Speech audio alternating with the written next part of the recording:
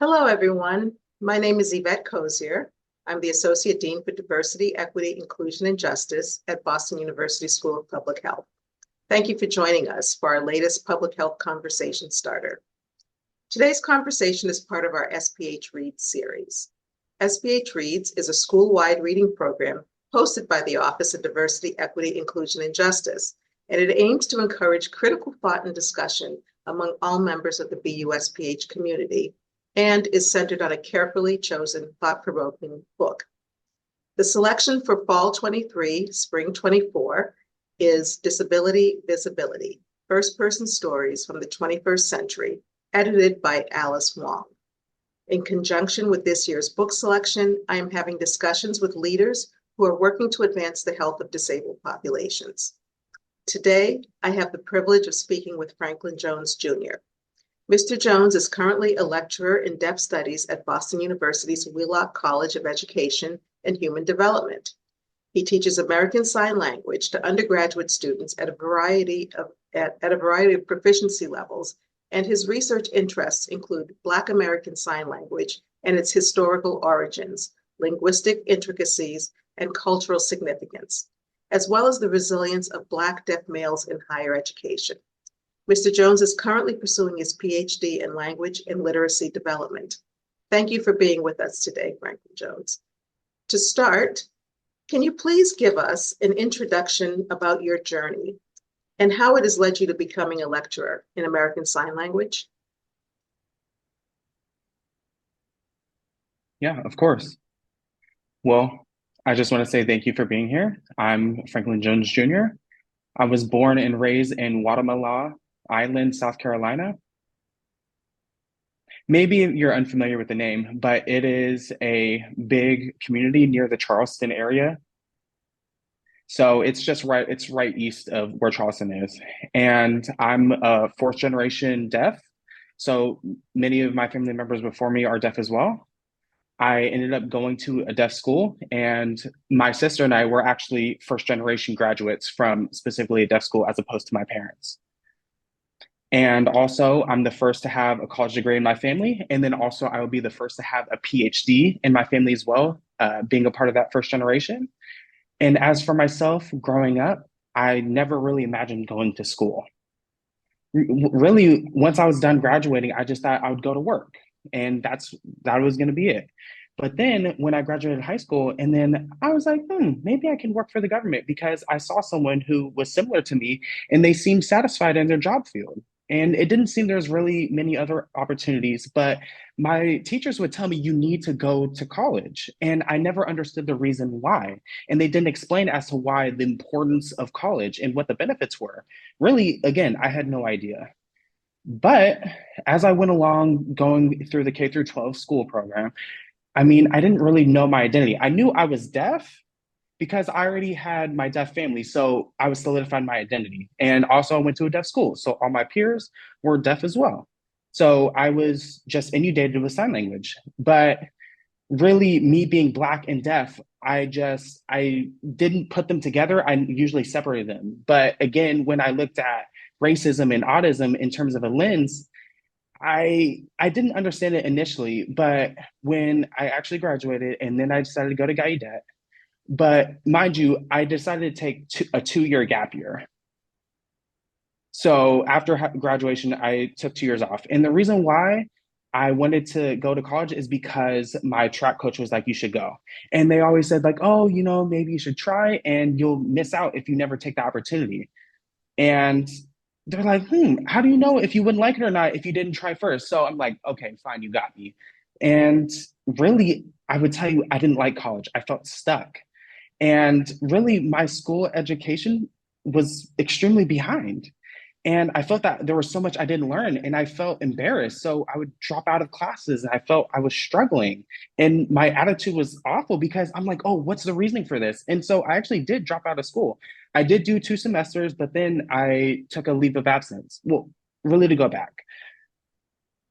I ended up learning my identity in college because really I remember we were doing like an icebreaker activity. Everyone was talking about their names, giving some information about themselves, and the teacher said, do you identify as Black and deaf or Black and deaf or Black and deaf and deaf or Black? And I thought, no, I'm just deaf. I was kind of out of turn. And I really looked at myself and I'm like, oh, society looks at me as Black first and not deaf first, even though I identify as deaf first because I grew up in my deaf identity.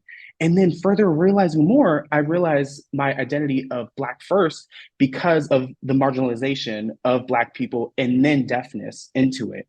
And then looking more into myself, I'm like, yes, I am Black and I am deaf.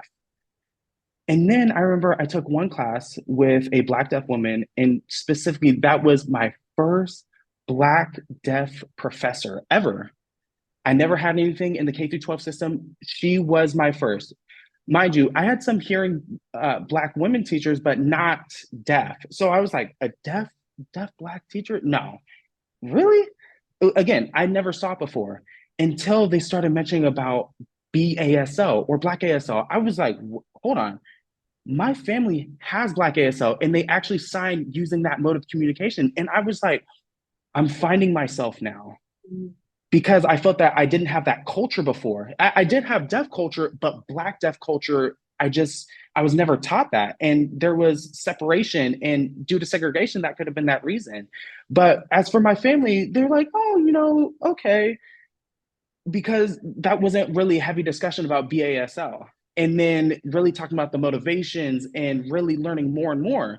And I did leave school again for, again, 2 years. And I took some jobs and I realized it didn't work for me. So then I ended up going back to school, but I was undecided in my major. I had no idea what I wanted to do. It was kind of up in the air. I was just like, let me take general ed and see where I go from there.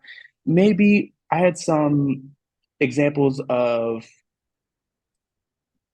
taking photography.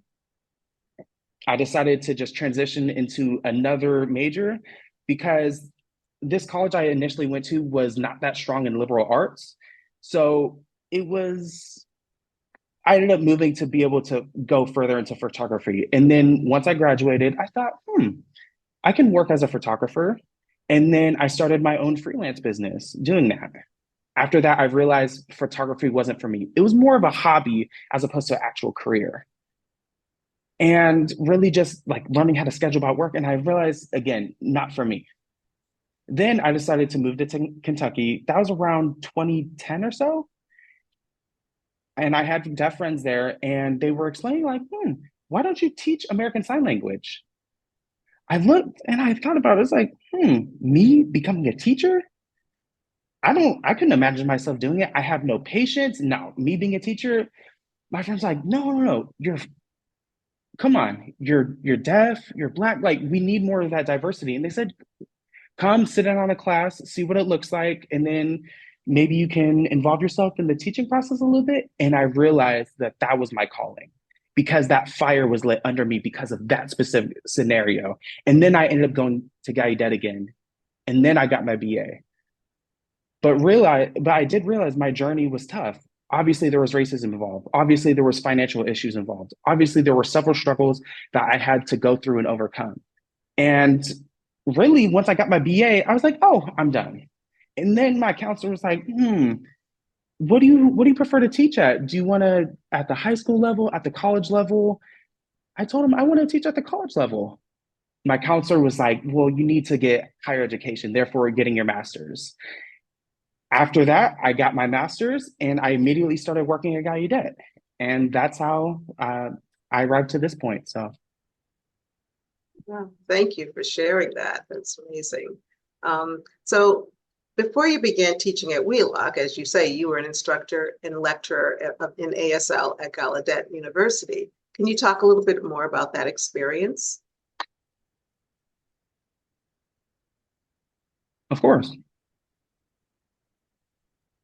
Gallaudet University is the only deaf university in the world.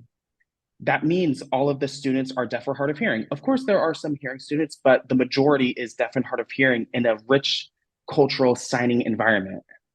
And as for my colleagues, they signed as well. Mind you, hearing and deaf alike, but again, signing was at the forefront. I would say that in my role, I was the only Black deaf professor on campus and Black deaf American professor on campus. I was the only one. There were some Black deaf women who were also born in America, but as for Black deaf men who were born in America and not international, that wasn't the case. And I felt that that responsibility was kind of put on me. There was a lot more eyes, and I realized like, do I have to do more? And just having that, like the pressure of that and making sure that I'm doing a good job and I have my support team. And also, how can I best support the students? And many students told me, you are the first Black deaf teacher. And when they would tell me that, I was like, oh, wow, okay, now I have to take more expectation. And then it did increase more of my stress levels per se. And then just seeing more teachers, deaf students, and I realized that deaf history is several generations behind. And that includes Black deaf history as well. And many people said at the university, they didn't know that. Like, it should be the 21st century. People should know more. And then I felt that was kind of my responsibility to be able to disseminate that information and encourage people to really know your culture, to know your history. Also, for example, Black, LGBT, disability, all of that, it's all intersectional. It's not just one lens because I live in that intersection every day. Because it's not one day I'm Black and then the next day I'm a man. I can't separate it. It's all within me.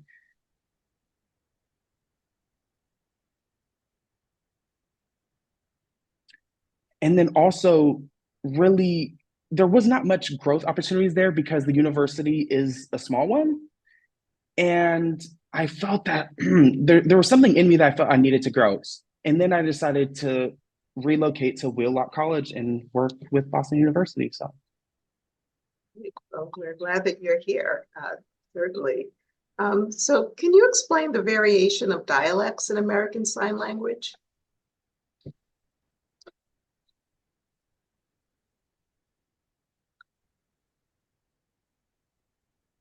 sure. Well, really, I want to make sure that there's a difference or make the distinction between BASL, Black ASL, and American Sign Language. Because the inherent features in the linguistics of BASL and ASL, even the philosophy, the syntax, the morphology, the lexicalization, the grammar, everything within that, they all share those same characteristics, but it is inherently different. For example, ASL is more signing towards the lower half. So everything is, oh, I know. Everything is lower. But for example, Black ASL, it's much more higher up on the face of, and also using two hands as well. It's more elevated per se in where your hand positioning is. And then even with signing BASL, again, signing with two hands, I don't know, I'm shocked. For example, ASL is more one-handed use of, oh, did you know? I don't know. So those are some clear differences between the two. Also with BASL, there's an addition to AAVE, which is African American Vernacular English. And that is also within BASL as well. Like, for example, saying my bad, girl, please. And that's included, and that is inherently different from ASL. And again, that's just one example of the different linguistic features of the two. And even with BASL, the signing space of how much space you actually take to sign is drastically larger as opposed to ASL, where it's more reduced per se. And then also, I do want to make clear as well, with BASL, there's two different types. You have when Black deaf people were segregated and they had no contact with other white students, they developed their own signing system.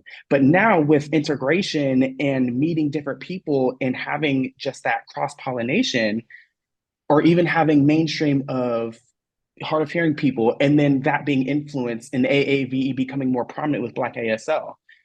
And again, both of them are Black ASL of during the segregation and developing their own sign system, and then what AAVE has influenced now in it becoming Black ASL as well. Okay. So a question that I have based on something that you said a little while ago was about sort of Black deaf history or a historic angle to that. Can you say a little bit more about that? I will admit that that is something that I was not aware of, but I would love to hear more about that.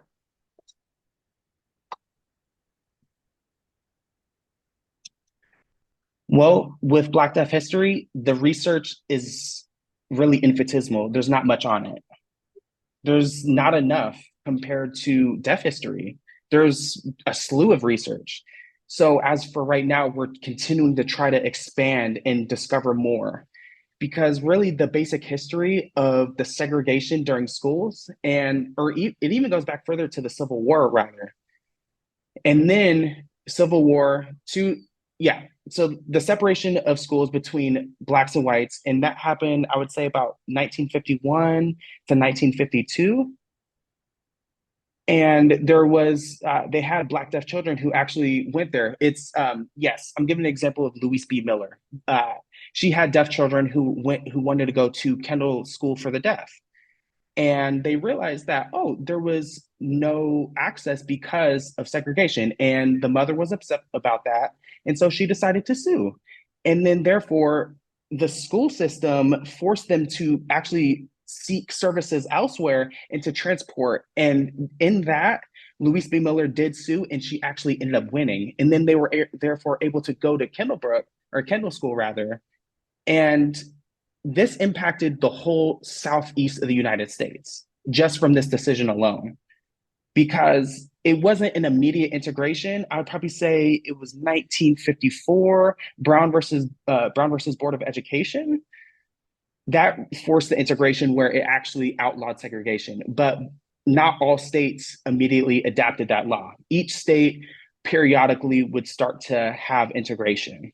But as for white schools, I mean, that's already been there in terms of history. But again, with segregation, there are more layers that are added on top of that in terms of Black deaf history.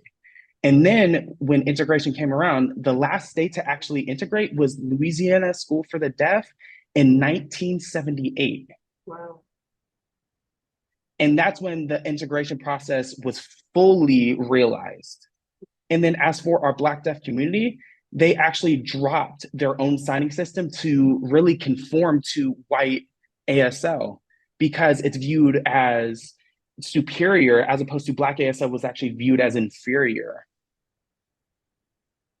And then for the rest of history, it's similar to deaf, Black deaf in terms of the educational system, in terms of how deaf people were viewed as subhuman and or not enough, or they were held to low expectations. And really, it's the same concept with young Black hearing kids as well. So as the years have gone on, it still has been an ongoing struggle of education, access to resources, having deaf teachers. And that's just in summary of what Black deaf history has looked like over the years. Thank you so much for expanding on that. So I had also mentioned during the introduction that your research interests include the Black American Sign Language and the resilience of Black deaf males in higher education. Can you share some of your research findings?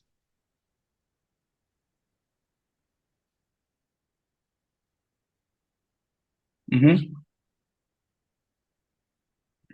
Right now, my dissertation is focused on Black deaf males in America going to a deaf school and then graduating with a BA, either with support or without support, and what their journey exactly looks like. And I haven't been able to find examples of that yet, but really statistically is 11% of 11% of Black deaf men actually graduate with a bachelor's degree. And with that 11%, it doesn't mention if they were born deaf or did they become deaf later. So yeah, it's really a mix.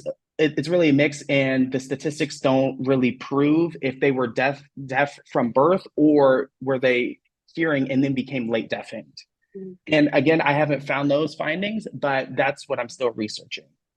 And I'll be doing further analyses as to what exactly the graduation rates look like for Black deaf males with getting a bachelor's degree, because I'm a part of that group and I went through that and I experienced that. And then I would probably say about 35% go to college, but they don't actually graduate for Black deaf men. So therefore, how do we get that number of 11% of graduation rate, and then but 35% are actually going to college? So I'm trying to understand the correlation as to them going to college but not continuing. And again, I have theories, but it's nothing that's proven and or documented. And once I do have that research, I'll be able to indicate the problems and or solutions in the Black deaf community and see more. And as for my research, again, it's focusing on just graduating and then even, for example, walking down the aisle, walking down and getting your degree. Because I've seen, usually deaf students in a mainstream environment have that, Mhm. and but that's usually not the case, and even getting published as well. And what is also the research with Black deaf schools as well? I want to improve that as well, because the role models do not seem to be there. And then what does that exact cycle look like from birth to the deaf school to graduating, and then seeing what that looks like and having that pipeline and seeing where it is and showing where the gaps are. And that's why I want to research further and improve the knowledge, and especially just improve overall Black deaf males going to college and graduating as well. And the second thing, as for BASL, the analyzation of AAVE with BASL. And the reason for that is because there's more discussions about, oh, I would love to teach BASL. And it's like, how do we exactly teach that? And then also, who's the arbiter or the expert in that area? Because we don't have that history of before of who can teach it. And then even with AAVE as a whole and how that plays into BASL. And we are familiar with it, but what does it exactly look like? How do we develop a curriculum around that? What does the syntax, the grammar look around that? We don't have research for that. So therefore, we have to develop the research, and therefore we can have that in the future. And again, it's really researching about AAVE in conjunction with BASL and how they work together. Thank you.